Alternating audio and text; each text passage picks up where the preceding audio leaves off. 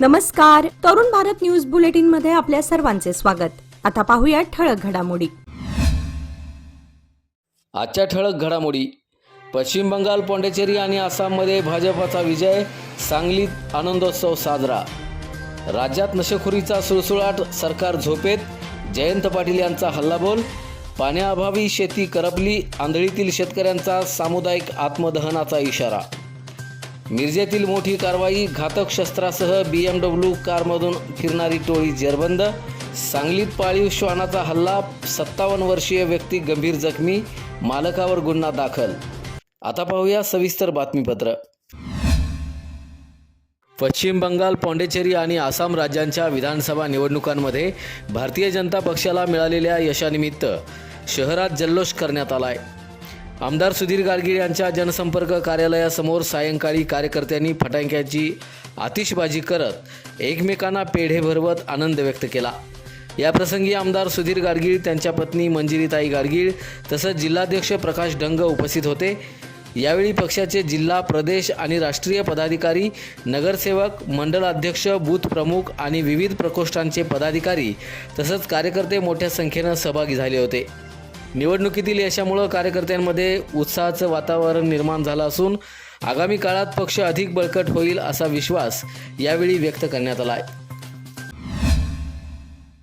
राज्यातील वाढत्या नशेखोरीवरून जयंत पाटील यांनी सरकारवर तीव्र टीका केली आहे। सांगलीसह अनेक शहरात ड्रग्जचे अड्डे खुलेआम सुरू असून सरकार निष्क्रिय असल्याचा आरोप त्यांनी केला आहे।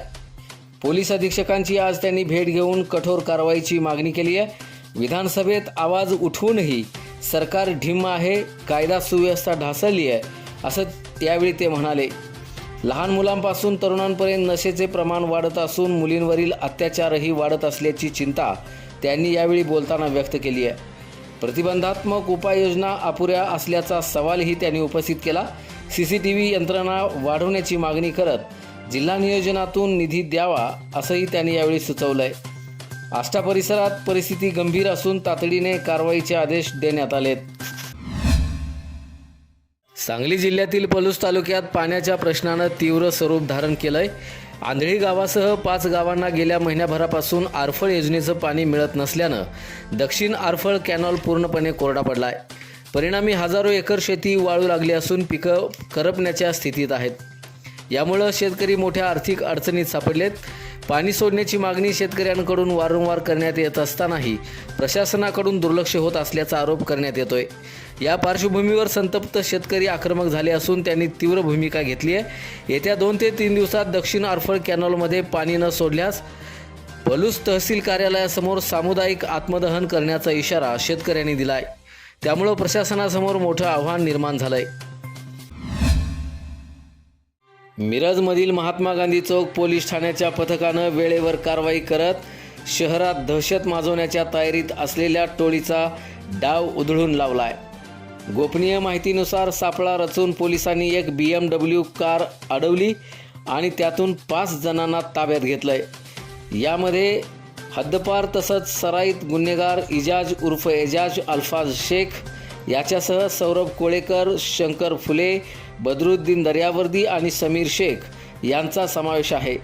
कारची झडती घेतली असता पोलिसांना लोखंडी कोयता आढळून आलाय। त्यानंतर सर्व आरोपींविरुद्ध शस्त्र अधिनियम आणि महाराष्ट्र पोलीस कायद्यानुसार गुन्हा दाखल करण्यात आलाय। या कारवाईमुळे संभाव्य मोठी घटना टळल्याचं पोलिसांनी स्पष्ट केलं। शहरातील नागरिकांनी संशयास्पद हालचाली दिसल्यास तात्काळ पोलिसांना कळवावं असं आवाहनही करण्यात आलंय। सांगली शहरात पाळीव कुत्र्यांच्या हल्ल्याची धक्कादायक घटना समोर आली आहे। रमामाता नगर परिसरात इस्त्रीचे कपडे आणण्यासाठी गेलेल्या सरफराज अब्दुल्ला शहा, वय वर्ष 57, यांच्यावर अचानक कुत्र्यांनी हल्ला चढवलाय। घराच्या आवारात मोकाट सोडलेल्या कुत्र्यांनी त्यांना चावून गंभीर जखमी केलंय। या घटनेनंतर परिसरात सध्या भीतीचं वातावरण पसरलंय। नागरिकांनी याविरोधात संताप व्यक्त केलाय। मिळालेल्या माहितीनुसार संबंधित घरमालक डॉक्टर PC पाटील यांनी पाळीव कुत्री नियंत्रणात ठेवली नव्हती, त्यामुळे निष्काळजीपणानं हा प्रकार घडल्याचं समोर आलंय। जखमी शहा यांच्यावर सध्या उपचार सुरू असून त्यांची प्रकृती स्थिर असल्याची माहिती आहे। दरम्यान या प्रकरणी विश्रामबाग पोलीस ठाण्यात डॉक्टर पाटील यांच्याविरुद्ध गुन्हा दाखल करण्यात आलाय। पोलिसांनी पुढील तपास सुरू केला असून नागरिकांनी पाळीव प्राण्यांबाबत जबाबदारीनं वागण्याचं आवाहनही करण्यात आलंय.